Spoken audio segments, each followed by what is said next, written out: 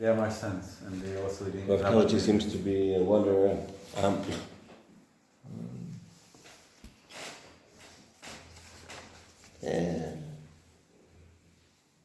So I think a lot about Hoshanah Rabba, and I think of Hoshanah Rabba. English, it's okay. Yes. I think Hoshanah Rabba is the culmination of all the days of the year, right? So there are two very important days that we don't think about because we think about Chagim and we think about Shabbat, but the two very most important days of the year, that's what I always speak this way, the most important, my favorite day, whatever it is Shvat Rebbe Tammuz and Hoshanah Rabba. And there's a connection between Shvat Rebbe Tammuz and Hoshanah Rabba. I thought I would talk about that, because in some ways the whole year goes up to this moment, and we can feel it. We have this weird ritual of smashing the aravot, the aravos. What does it mean? Minhag Nevi'im. It's the Minhag Nevi'im, yeah. What was the Minhag though? What did the Nevi'im think it meant? Yeah, I don't know. Purging from evil influence. I don't know what. I don't know. They used to take aravot. It says in the Mishnah, right, that they put them all over the mizbeach, so you couldn't see the mizbeach, right? Just the aravot, and the aravot came from Moza. Mm-hmm. These as you drive up into Jerusalem, even now you can see the big willow trees, and you can see the aravot. People go out in just before Sukkot and they cut them down. It's really kind of.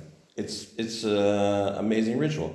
And this is in some ways the water, right? So the aravot are sucking up the water more than other trees. Or at least, I don't know if it is more than other trees actually, but they thought it was more than other trees. It says in the Gemara, in the Tosefta, that they thought it was more trees, and they also thought that more than other trees, they thought that it was the Mayim Elyonim and the Mayim Tachtonim, that it came from the waters outside the world. So this is in the Zohar also. And it says that these aravot picked up all of this water. So maybe it is the Shadim, maybe it's the demons. It says also that the aravot of the people of Israel are the Amei Haaretz. These are the people that are, they're unlearned, not bad people, good people, right? Rav Kook thought they were the most important people. But in the bundle of the Hadassim, in the aravot and the lulav, these are the people that don't know Torah. It doesn't have taste and it doesn't really have smell. Okay. Good? So far okay? And you beat them. So this is surprising. Everything is surprising about this. So I'm thinking about how Hoshanah Rabba comes in that way. The other big thing about Hoshanah Rabba is that you go in seven hakafot instead of just one hakafa, right?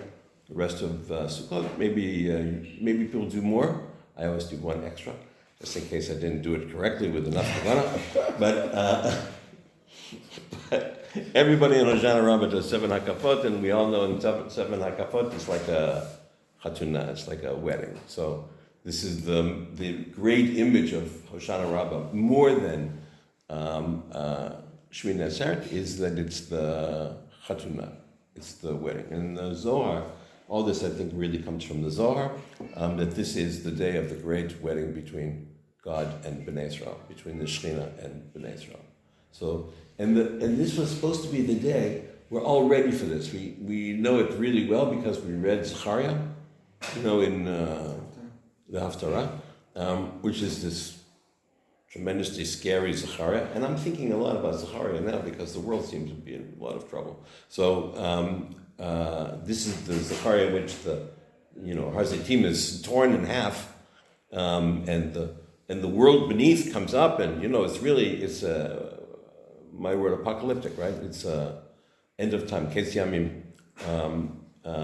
and so it's scary, right? You read the Haftarah, it's really scary, and then you read Gog and Magog, which is also tremendously scary. So all of this is in some ways supposed to be seen, I think, as the prelude for Hoshanah Rabba, more than Shmini Atzeret and Simchat Torah, right? Shmini Atzeret, Simchat Torah is already the next holiday. That's why the the rabbis are so clear to make a separation between Sukkot and Shmini Atzeret, right? You don't live in the sukkah anymore. You don't, you don't shake the lulav. You're done. You're done with Sukkot, and you're starting Shmini Atzeret. Even though it seems like it's a connection, most people wouldn't even know that it's different. But actually, it's different, and you say a different kiddush for it. So why would an earthquake or like the separation of the Har HaZeitim would be a prelude for a wedding? It's a really hard question, right? My gonna- wedding. I'm going to answer the prelude question, is- but Well, I mean, if this is not just your wedding, right? Your wedding is a tamsit of the great wedding between the Shekhinah and the Keter, in Kabbalah, right? This is, even though you're It's between the Shekhinah and the Keter. It is between Shekhinah and Keter. Only this day. Mm-hmm. That's what the Zohar says. Between Yesod, so the whole of the secret of the Yud, all of the 10 come together. That's the amazing piece of it, right? So that if you're counting down, on this, I'll put this in just a second, I'll put it all together, I hope. In just a very few minutes, but how's it so far? Interesting? Yeah. Okay. I can't say that I understand the Kabbalah, but I understand your words. I'm not sure I understand the Kabbalah either, but I understand my words also. So there are a few more things to be said about it. But we know that we're counting down, right? So in the long Sfirat HaOmer, we're doing Chesed and Gevur and we're going all the way down to Malchus and Malchus, which is bringing up the Shekhinah, the bottom, and connecting it up again, but it fails, right? In some way, it's the failure of the Sfirat HaOmer, because I'll say that all in a minute. But even the Sfirat HaOmer is also going around, right? So like a wedding, right? So you're going around 7 times between the time of the Erusin, which is Pesach, right? Between the time of the betrothal. Of the beginning of the love, right? That's why we read Shir Shirim on Pesach, because it's the beginning of the great love, right? And why are we liberated from Egypt? Why is Yitzias Mitzrayim happen? Because of the Ahavas Hashem that comes down to us. And so this is the beginning of the Erusin, and then you go around 7 times, right? The bride comes around, and then I made a little chart for this.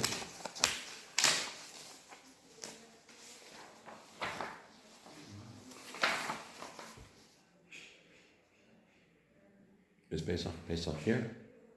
Right. Pesach. Yes. Pesach is there. So this is the Sfirat HaOmer. The Sfirat HaOmer comes to Shavuot, and these are the 7 circuits, right, that go around. So this is the great, the beginning of the great wedding. And then when you get to Shavuot, you get the Torah, right? Matan Torah, because the Torah is the Ketubah, right? This will be the conditions that we're going to live on. And even if you know the Gemara of Har Kigigit, of the mountain over our heads, right? In my understanding, this is a chuppah, right? Either it's itaruti imetuta, either it's Torah or death, or if it's not, because we receive the Torah, it brings us shade, and the Bitzalel, the shade of God, is going to replicate what he learned from the Torah when he builds the Mishkan.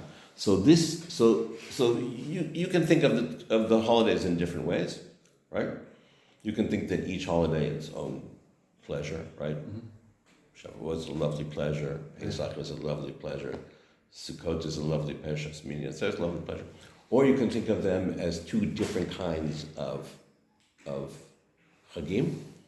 The ones that have the story in them, the Shlosh Regalim, and then Shabbat, and then Rosh Hashanah Yom Kippur, right, which comes in the 7th day, and then the 7th month, Tishrei being the Shabbat month of the year, of the month of Kedusha. Or you can think about them as one long story.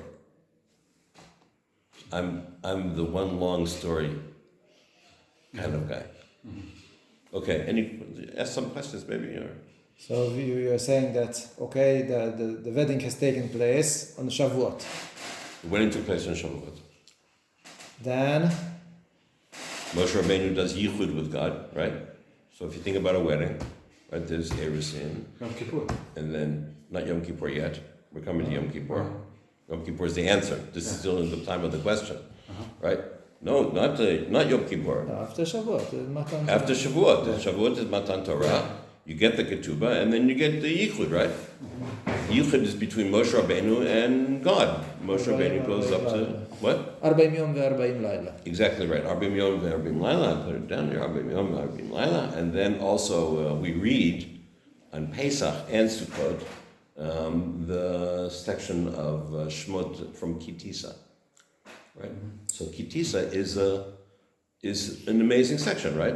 Because in the section of Kitisa, the yichud of Moshe Rabbeinu and Hashem is described. Basically, it's described, right? Moshe Rabbeinu goes up and he says, "Look at, I want to see your kavod, you know." And Hashem says, "I love you like a person loves his friend, you know." And then he says, "I want to see your face," and God says, "You can't see my face and live, but you can see my back." Seems like a crazy remark, right? Hashem doesn't have a back or a face. If you can't see Hashem's face, what's the point of seeing Hashem's back? It's almost like almost a jokey remark in some ways. But the Rambam says in the Moreh Nevuchim, in different places, you have to put it together. He says, you know, if I look at your face, what do I really see? Not your face. I see the light onto your face, like the sun to the moon. And the light off your face comes into my eyes, and when it goes into my eyes, I goes into the rods and combs and vitreous humor. I actually know the biology, but I won't say it now. Then it goes into my visual cortex upside down, right? The image is upside down. My visual cortex shifted to rise it up, and I say, "Oh, nice to see you," right? It's enough. It's what we call seeing, you know, recognizing. But this is just you. If I'm going to see the Kadosh Baruch Hu, I need better than that, right? Because I don't want to see what I think the Kadosh Baruch Hu looks like. I want to see what the Kadosh Baruch Hu looks like. So Hashem says, I'll do this thing for you, right? I'll put you in the tzur. I'll put you in the crack. That's why the word tzur comes so much in Rosh Hashanah Yom Kippur, and particularly on Yom Kippur. And Hashem Kerachim V'Chanun, we say it's the theme phrase of all of Yom Kippur, right? Because Moshe Rabbeinu is going to be in the tzur, and he's going to he's going to say, "I want to see you," and so God says, "You'll be there, and I'll pass by you, and you'll see panim, not panim el panim like we have here, but panim bi panim. Panim bi panim. It's a phrase that happens in Bamidbar, right? So what's panim bi panim? It's Moshe Rabbeinu in some ways wearing like a masecha, like a mask, the face of God, so that he can see the world the way God sees the world just for that moment. But it's a timeless moment. It's a moment that has no dimension. It's the moment of bringing it all together. It's bringing the word netzach, right? You think of netzach in this. I'm just doing a little bit of this in case you are interested. You're interested. So the netzach piece, which is Moshe Rabbeinu, is the eternal piece. So when he's there on that mountain, it's eternal, right? There's no time in it. This is going to be important in just a minute. Okay, I'm still answering your question a little bit, but haven't forgotten your question. So here we are. We have the erusin of Pesach. We have the hakafot of the bride around the groom. We have the